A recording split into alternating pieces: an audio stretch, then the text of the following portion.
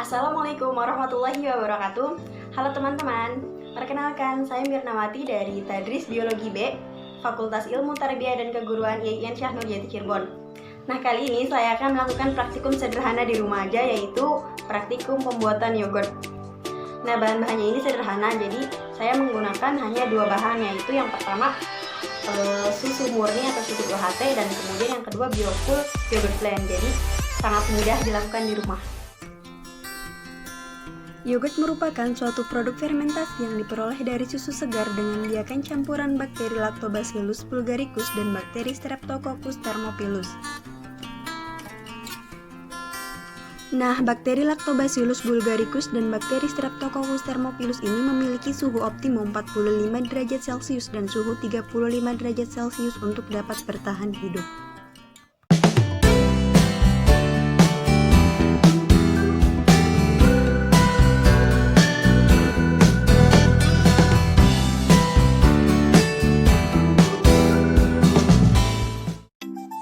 Nah, ini merupakan alat dan bahan yang akan digunakan dalam praktikum pembuatan yogurt di rumah aja. Nah, prosedur kerja yang pertama, kita tuangkan 1 liter susu murni ke dalam panci. Jangan lupa dikocok dulu teman-teman. Nah, panci yang akan digunakan juga harus sudah disterilkan terlebih dahulu ya. Sebelum memulai praktikum juga kita harus sudah mencuci tangan agar kebersihannya tetap terjaga. Nah, karena satu wadah susu ini 900 ml, jadi akan saya tambahkan 100 ml lagi ya agar komposisinya pas. Jangan lupa dikocok. Semua alat yang akan digunakan dalam praktikum pembuatan yogurt ini harus sudah disterilkan ya, agar terhindar dari bakteri. Ya, sip. Kemudian kita panaskan ya teman-teman. Jangan lupa sesekali diaduk sampai merata. Kita panaskan hingga suhu 90 derajat Celcius. Jadi jangan sampai mendidih ya. Jika tidak ada termometer di rumah, kita bisa lihat ya. Jadi sebelum mendidih, kita harus sudah mematikan kompornya. Nah, ini sudah hampir mendidih ya teman-teman. Suhunya kira-kira sudah mencapai 90 derajat Celcius. Jadi kita langsung matikan saja kompornya. Setelah dipanaskan, susunya kita diamkan dulu ya sampai suhunya turun sekitar 40 derajat Celcius. Jika tidak ada termometer di rumah, kita bisa menggunakan telapak tangan untuk mengukur suhunya. Jadi jangan terlalu panas dan juga jangan terlalu dingin.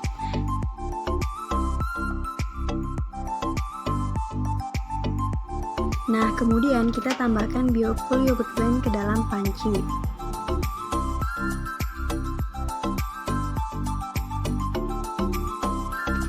Jadi perbandingannya itu 1 liter susu UHT dan 1 cup Biocool Yogurt Blend.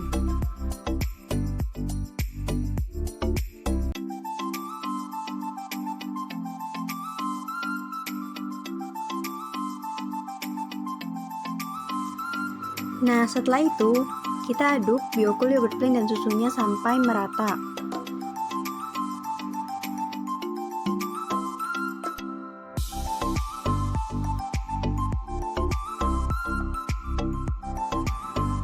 Kemudian disiapkan 2 wadah. 1 wadah yang akan disimpan di dalam ruangan dan 1 wadahnya lagi akan disimpan di dalam kulkas. Nah, wadah yang akan digunakan harus sudah steril ya.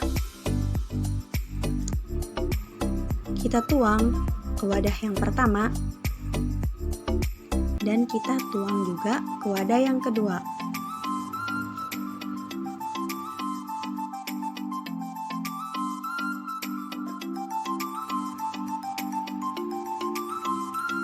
Kemudian kita tutup sampai rapat. Pastikan ya jangan sampai ada udara yang masuk ataupun keluar.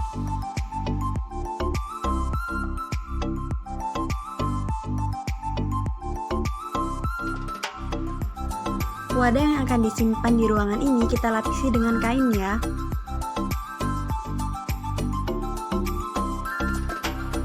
Nah, suhu ruangan ini sekitar 30-35 derajat Celcius ya. Sedangkan suhu kulkas ini sekitar 15 derajat Celcius.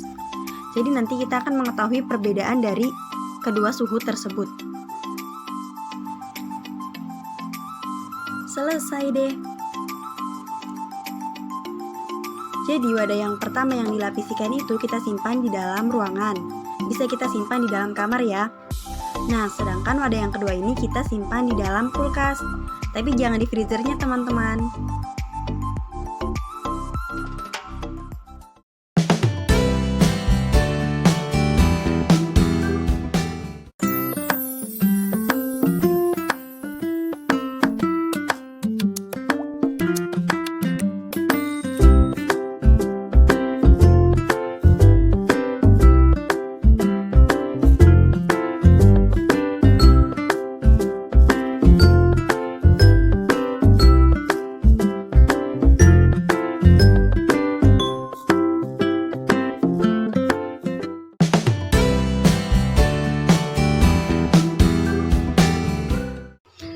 Jadi hasil pengamatan ini sudah diketahui ya perbedaan antara yogurt yang difermentasi di suhu ruangan dan yang difermentasi di dalam suhu kulkas.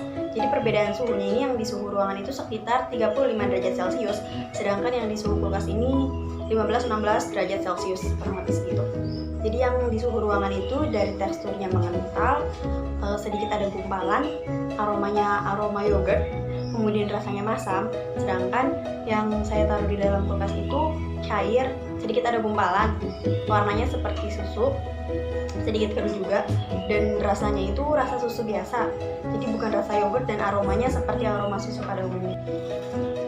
Nah, jadi dapat diketahui perbedaan dari keduanya.